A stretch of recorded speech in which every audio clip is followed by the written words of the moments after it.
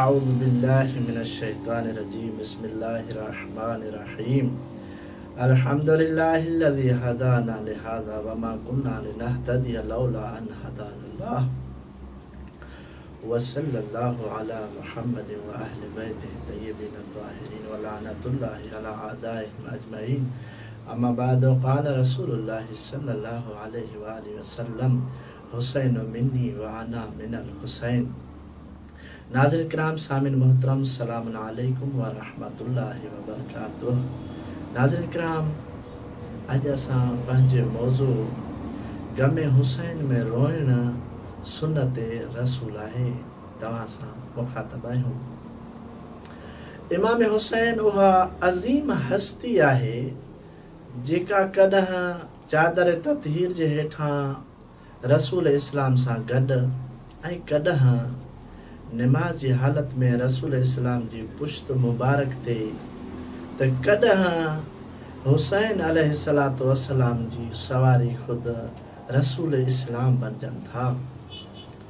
जॾहिं सवारी रसूल इस्लाम बणियो त कंहिं ॾिसण वारे इहो चयो त केॾी न सवारी ख़ूबसूरत आहे त रसूल इस्लाम फरमायो फ़क़ति सवारी न बल्कि इहो त ॾिस सवार केॾा न ख़ूबसूरत आहे।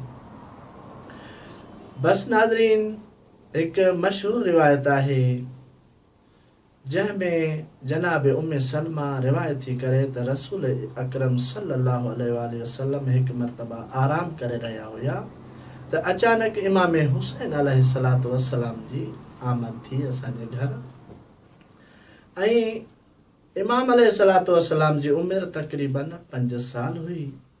मां अॻिते वधियसि इन ख़ातिर त मतां मौला हुसैन अलैहिस्सलाम रसूल इस्लाम खे निंड मां बेदार करे विझे। अॻिते वधियसि एतिरे ताईं मुंहिंजो ख़्यालु कंहिं ॿिए पासे थोरो मुतवजह थियो त इमाम हुसैन अलैहिस्सलातु वस्सलाम रसूल इस्लाम जे बतन मुबारक ते चढ़ी वेही रहिया। रसूल इस्लाम हज़रत मुहम्मद मुस्तफ़ा सल्लल्लाहु अलैहि वसल्लम मौला हुसैन सां प्यार भी करे रहिया हुया ऐं तमामु घणो गिरियो भी करे रहिया हुया, रोई रहिया हुया। उम्मे सलमा सवाल थी करे या रसूल अल्लाह तव्हां एतिरो गिरियो था करियो, इन गिरीअ जो सबब छा आहे?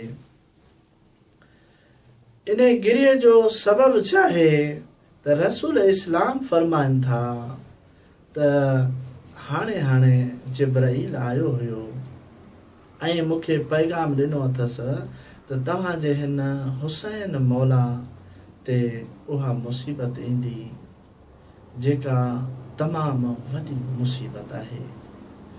ए रसूल इस्लाम तव्हां इमाम हुसैन सां तमामु घणो प्यार कयो था पर हिन हुसैन मौला ते उहा मुसीबत ईंदी। तव्हांजी उम्मत हिन मौला हुसैन खे 3 ॾींहंनि जो प्यासो ऐं बुखियो शहीद कंदी ऐं इमाम हुसैन अलैहिस्सलातु वस्सलाम खे करबला जे मैदान में बेदर्दी सां शहीद कयो वेंदो।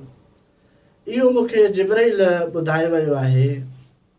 ए उम्मे सलमा न सिर्फ़ एतिरो बल्कि जिब्राईल मूंखे करबला जी सुर्ख मिट्टी भी आणे करे ॾिनी आहे ऐं ए उम्मे सलमा इहा सुर्ख मिट्टी तव्हां संभाले रखो ऐं इहा मिट्टी जॾहिं खून में तब्दील थी वञे त तव्हां सम्झिजो त मुंहिंजो बचड़ो हुसैन शहीद थी वियो आहे। उम्मे सलमा थी चवे मां उहा मिट्टी सुबुह शाम ॾिसंदी रहंदी हुयसि ऐं मौला हुसैन ख़ुसूसन जॾहिं मके खां मदीने खां निकितो मके खां करबला जी तरफ़ विया त सुबुह शाम इहा मिट्टी ॾिसंदी हुयसि। असर आशूर मूं जॾहिं उहा मिट्टी ॾिठी त उहा मिट्टी खून में तब्दील थी वई हुई।